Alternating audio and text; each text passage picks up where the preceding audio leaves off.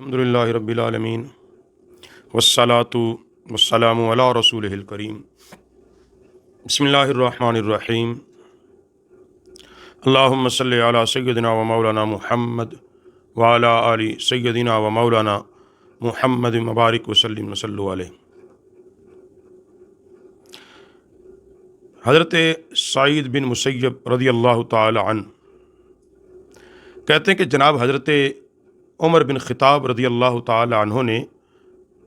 منع سے واپس آتے ہوئے اونٹ بٹھایا، اور یہ ذی الحج کی ابتدا تھی، اور آپ نے چت لیٹ کر آسمان کی طرف ہاتھ اٹھائے اور دعا کی، اے میرے مولا کریم، میں بوڑھا ہو گیا ہوں، اے اللہ قوتوں میں ضعف آ گیا ہے، رغبت منتشر ہو گئی، اس سے پہلے کہ میں بیکار ہو جاؤں، ناکارہ ہو جاؤں، عقل میں فتور آ جائے، اے میرے اللہ تو مجھے اپنے پاس بلا لے۔ کہتے کہ عمر پاک نے یہ دعا ابتدائے ذی الحج میں مانگی، ابھی ذی الحج ختم بھی نہیں ہوا کہ اسی مہینے آپ کو شہید کر دیا گیا، اور حضرت عمر پاک کی شہادت کی خبر خود نبی مکرم صلی اللہ علیہ وسلم نے اپنی حیات طیبہ کے اندر فرمائی تھی، اور سیدنا عمر بن خطاب رضی اللہ تعالیٰ عنہ کی شہادت کی خبر پہلی آسمانی کتب کے اندر بھی تھی۔ کعب بن احبار نے حضرت عمر سے کہا، کیونکہ کعب بن احبار مسلمان ہونے سے پہلے پہلی آسمانی کتابوں کے عالم تھے، تو انہوں نے حضرت عمر سے کہا کہ میں نے تورات میں دیکھتا ہوں کہ آپ شہید ہوں گے۔ آپ نے فرمایا یہ کیسے ممکن ہے، عرب میں رہتے ہوئے شہید ہو جاؤں؟ عرض کی گئی کہ اللہ رب العالمین نے آپ کی دعا کو قبول کیا ہے، اور پھر کہتے ہیں کہ یہ بخاری شریف کے اندر بھی ہے کہ حضرت عمر نے دعا کی، مولا کریم مجھے اپنے راستے میں شہادت عطا فرما، اپنے محبوب کے شہر مدینے میں موت عطا فرما دے۔ اور آپ کو شہید کس نے کیا؟ ابو لولی فیروز، یہ ایک مجوسی غلام تھا، مغیرہ بن شعبہ، یہ مدینے میں کیسے آیا؟ حالانکہ یہ کوفے کا رہنے والا تھا،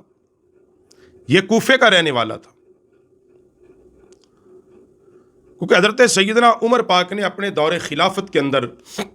نابالغ بچوں پر پابندی لگائی تھی کہ مدینے سے باہر سے داخل نہ ہو۔ وہاں کے رہنے والے تو تھے مگر باہر سے کوئی نہیں آنا آئے۔ یہ ایسا تھا کہ اس کی داڑھی نہیں تھی، ابھی چھوٹا تھا، مگر یہ کاریگر تھا۔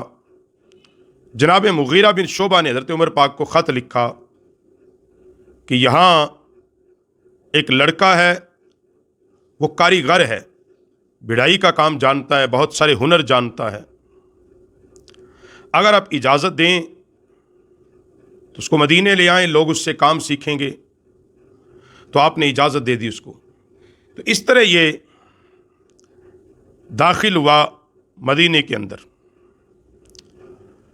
وہاں آ کر یہ حضرت عمر پاک کی بارگاہ میں ایک دن حاضر ہوا کہ حضور مجھ پر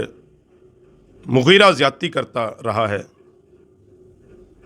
تو حضرت عمر پاک نے کہا کیسی زیادتی؟ اس نے کہا مجھ سے وہ ٹیکس زیادہ لیتا ہے، اتنے درہم لیتا ہے۔ تو آپ نے فرمایا یہ تو کوئی زیادہ نہیں ہے۔ تو اس نے یہ غصہ اس کو آیا کہ اس نے سمجھا کہ عمر نے میرے ساتھ انصاف نہیں کیا، تو پھر وہ خنجر اس نے تیار کیا، اور وہ اس طاق میں رہا کہ کوئی طریق ہو کہ میں عمر پاک کو نعوذ باللہ من ذالک قتل کر دوں۔ تو پھر فجر کی نماز میں وہ داخل مسجد ہوا، حضرت عمر پاک امامت فرما رہے تھے، وہ پہلی صف میں ایک نقاب، یہ کپڑا اوڑھ کر کھڑا ہوا۔ تو اس نے حضرت عمر پاک پر، اس کے کندھوں پر بھی حضرت عمر پاک کے حملہ کیا، اور آپ کے ایک خنجر جو اس نے آپ کی چھاتی سے نیچے مارا، چیرتا ہوا پیٹ کے نیچے تک چلا گیا، اور وہ بھاگنا چاہا، لوگوں نے پکڑنا چاہا، 13 مزید اصحاب رسول کو زخمی کر دیا، ان میں سے 6 کا انتقال انہی زخموں کی وجہ سے ہوا۔ اور جب ایک آدمی نے اس کے گلے میں کپڑا ڈالا تو اس نے اپنے آپ کو بھی ہلاک کر لیا۔ حضرت عمر پاک کو اٹھا کے گھر میں لایا گیا، آپ کو نبیذ پلایا گیا، وہ زخموں سے نکل گیا، دودھ پلایا گیا، زخموں سے نکل گیا، ہوش آیا اور آپ نے فرمایا کہ مجھ پہ جس نے حملہ کیا وہ کون تھا؟ بتایا گیا وہ ایک مجوسی تھا۔ تو آپ نے کہا اللہ کا شکر ہے میرا قتل کسی مسلمان پر نہیں پڑا، مجھے قتل کرنے والا کوئی مسلمان نہیں تھا۔ یوں آپ کی شہادت، آپ زخمی ہوئے 26 ذی الحج کو فجر کے وقت آپ زخمی ہوئے، اور 1 محرم آپ کا وصال ہوا اور آپ کو بارگاہ رسالت مآب صلی اللہ علیہ وسلم میں دفن کر دیا گیا۔ اور آپ اس وقت بھی جب حالت بیماری تھی، اس وقت بھی لوگوں نے کہ آپ کسی کو خلیفہ نامزد کر دیں، مسلمانوں پر کسی کو امیر بنا دیں، تو آپ رحمۃ اللہ عطا رضی اللہ تعالی عنہ نے فرمایا کہ میں ان لوگوں کے نام آپ کو دے دیتا ہوں، ان میں سے جس کو چاہیں آپ منتخب کر لیں۔ آپ نے حضرت عبد الرحمن بن عوف مشورے کے لیے، حضرت زبیر، حضرت علی المرتضیٰ، حضرت سعد، عبد الرحمن، حضرت طلحہ اور حضرت عثمان، آپ نے ان لوگوں پر فرمایا ان میں سے جس کو چاہو، یہ مشورے سے جس کو چاہیں امیر بنا دیں۔ بعض نے کہا آپ اپنے بیٹے کو عبداللہ بن عمر کو منتخب کر دیں، تو آپ نے ٹھنڈی آہ کھینچی، فرمایا میں مسلمانوں پر اس بندے کو امیر بنا دوں جس کو ابھی تک صحیح طریقے سے طلاق دینے کا طریقہ بھی نہ آئے، وہ کس طرح مسلمانوں کا نظام چلائے گا؟ یعنی سختی کے ساتھ آپ نے اس کو منع کیا۔ کبھی بھی کسی بھی حال میں عمر نے اپنی اولاد میں سے کسی کو خلیفہ نہیں بنایا، بلکہ صحابہ اکرام علیہم رضوان پر یہ چیز رکھ دی کہ وہ جس کو چاہیں اپنا امیر اور اپنا خلیفہ منتخب فرما لیں۔ تو حضرت عمر پاک کی عاجزی، ان کی ساری آپ کے دور حکومت میں ہونے والے کام، ان کی مثال صبح قیامت تک نہیں ملے گی۔ اسلام عرب سے نکل کر عجم تک پھیلا، اسلام کی روشنی عدل و انصاف سے زمین کو جس نے بھرا وہ عمر تھا، حتیٰ کہ یہود و نصارہ اور کفار یہ بات کہتے تھے کہ اگر حضرت عمر پاک 6 ماہ اور زندہ رہ جاتے تو پوری دنیا پر، پوری روح زمین پر اسلام پھیل جاتا۔ اور بعض کے مورخین نے بھی اس بات کو مانا ہے کہ مسلمانوں کو عمر بن خطاب جیسا ایک اور حکمران، امیر اور خلیفہ مل جاتا تو پوری روح زمین پر اسلام کے سوا کوئی مذہب نہ ہوتا، اسلام کے سوا کوئی نظام نہ ہوتا۔ یعنی اس قدر آپ کے اندر درد اسلام کا اور اسلام کی خدمات جس قدر حضرت عمر بن خطاب نے کی ہیں، شاید کسی نے اس طرح کی ہوں گی، شاید۔ اور یہی وجہ ہے بارگاہ نبوت کے اندر عمر کا مقام اور مرتبہ کس قدر ہے کہ خود نبی پاک علیہ السلام نے فرمایا جب تم نیک لوگوں کا ذکر کرو تو میرے عمر کا بھی ذکر کیا کرو، میرے عمر کا بھی ذکر کیا کرو۔ اور اسی طرح حضرت عمر پاک وہ ہیں کہ جنہوں نے سب سے پہلے جو اسلامی کیلنڈر ہے جس کو آج ہم اس کی ترتیب دینے والے حضرت عمر پاک ہیں باقاعدہ طور پہ۔ اور حضرت عمر پاک ہیں کہ جنہوں نے جو علاقوں کے گورنر تھے، علاقہ جب فتح ہوتا، وہاں کا جب کسی کو حاکم اور گورنر بنا کر بھیجا جاتا، اس کے لیے شرائط رکھی جاتی۔ پہلی شرط کیا ہوتی کہ عربی النسل گھوڑے استعمال نہیں کرے گا، یہ جس نے گورنر بننا ہے عربی النسل گھوڑے کی وہ سواری نہیں کرے گا، پیدل چلے گا، وہ اعلیٰ لباس نہیں پہنے گا، اعلیٰ لباس وہ نہیں پہنے گا، عام لباس پہنے گا، ہر روز رات کو گشت کر کے مسلمانوں کی خبر گیری کرے گا، کیونکہ خود حضرت عمر پاک رات کو بھیس بدل کر حضرت عمر پاک مدینے کے بازاروں میں پھرتے، خبر گیری کرتے، بھوکوں کو کھانا پہنچاتے۔ حضرت عمر پاک کسی کے گھر میں جب راشن دیتے خود اپنی کمر پر لاد کر لے کر جاتے، خود اپنی کمر پر، اور اس کے گھر میں پہنچاتے۔ حاجت مند کی حاجت روئی کرتے، اور جب آپ وصال ہوئے آپ کے اوپر کچھ قرض تھا،